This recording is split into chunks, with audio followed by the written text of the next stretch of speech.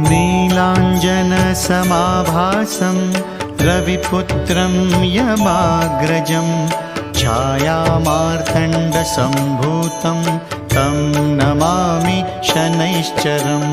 नीलाञ्जनसमाभासं रविपुत्रं यमाग्रजं छायामार्तण्डसम्भूतं तं नमामि शनैश्चरम्। नीलाञ्जनसमाभासं रविपुत्रं यमाग्रजं छायामार्तण्डसम्भूतं तं नमामि शनैश्चरम्। नीलाञ्जन